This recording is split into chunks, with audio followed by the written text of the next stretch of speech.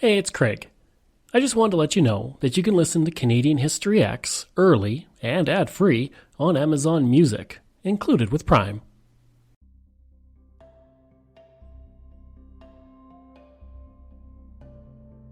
Greetings and welcome to another episode of Canadian History X. Before I continue, if you want to support the podcast, you can through Patreon. You go to patreon.com/CanadaX, On Patreon, we have a variety of tiers for different levels of support, all with amazing rewards to help keep this podcast going. So, if you want to support the podcast, just head on over there. Today on the podcast, I'm going to look at the life of one individual who definitely made his mark on Canada. He is the most decorated First Nations soldier in Canadian military history and the most effective sniper of the First World War. He is Francis Pegahmagabow. And this isn't just about his military career, because he is so much more than that. And the history of the First Nations in the 20th century in Canada ties to him. Born on the Shawinigan First Nation Reserve in Ontario on March 9, 1891, although that is sometimes stated to be 1889, Francis had the Ojibwa name of The Wind Blows Off. His father Michael would pass away in April of 1891, followed by his mother Mary soon after. With the death of his parents, he would be raised by Noah Nebimaniquad, who also raised Michael. With Noah, he would learn the skills of hunting and fishing, as well as Indigenous spirituality and Catholicism. In 1912, he would begin working for the Department of Marine and Fisheries on the Great Lakes as a marine firefighter, and lived near Parry Sound, where he received financial aid for room and board, courtesy of attorney Walter Lockheed Height. In 1913, Francis developed typhoid fever, but he was nursed back to health by the Sisters of St. Joseph in Parry Sound. When the First World War erupted, Francis enlisted within 2 weeks despite the discrimination of the government towards minorities. In fact, Indigenous people and minorities were exempted from military service, but that did not stop Pegahmagabow when he decided to enlist. His enlistment, only 10 days after the start of the war, would get the notice of the local newspaper, with Frederick Hill reporting. His grandfather was a warrior in chief and fought for the British in 1812. So that Bot comes by his fighting instincts from a long line of ancestors who fought in the Indian Wars. We're all hoping Francis would distinguish himself as his forefathers did and will return home covered with glory and medals. His example might well be followed. He was posted with the 23rd Canadian Regiment, also called the Northern Pioneers, and was posted at CFB Valcartier. As a soldier there, he decorated his tent in traditional symbols, including deer, which was the symbol of his clan. In October of 1914, he was deployed with the 1st Canadian Infantry Battalion as part of the 1st Canadian Division. This was the first contingent of troops of Canada to be sent to fight in Europe, and they would take part in the first battles of the war. In April 1915, Francis fought in the Second Battle of Ypres, and he would set an example as a sniper and a scout.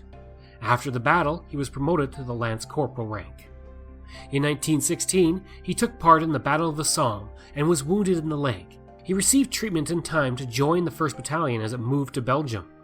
During the Battle of the Somme, he would relay messages along the front lines, and his commanding officer, Lieutenant Colonel Frank Albert Creighton, nominated him for the Distinguished Conduct Medal, citing his faithfulness to duty and disregard for danger. For unknown reasons, it was downgraded to the Military Medal.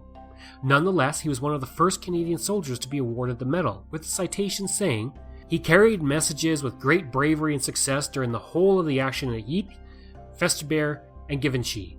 In all his work, he was constantly shown a disregard for danger, and his faithfulness to duty is highly commendable."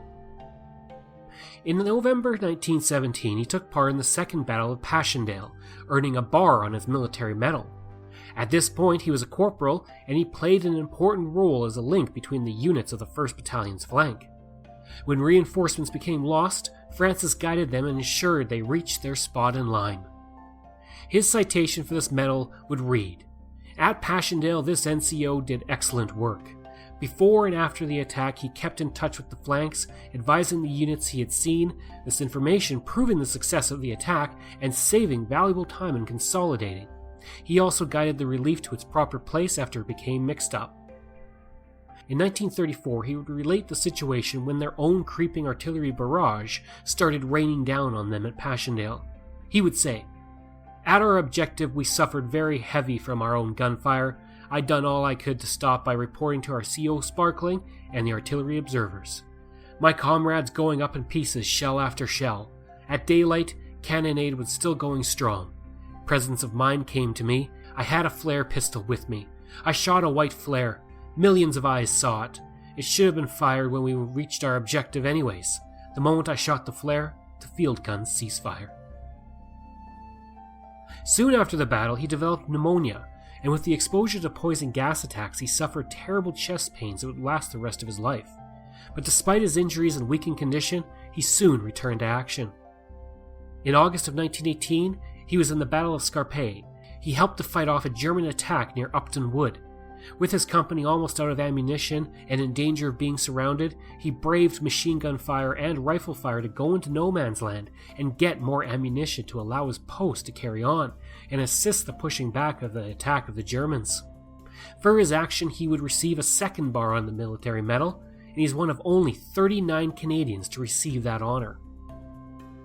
His citation for the second bar reads, "At Oree Trench near Upton Wood, when his company were almost out of ammunition and in danger of being surrounded, this NCO went over the top under heavy MG and rifle fire and brought back sufficient ammunition to enable the post to carry on and assist repulsing the enemy counterattacks."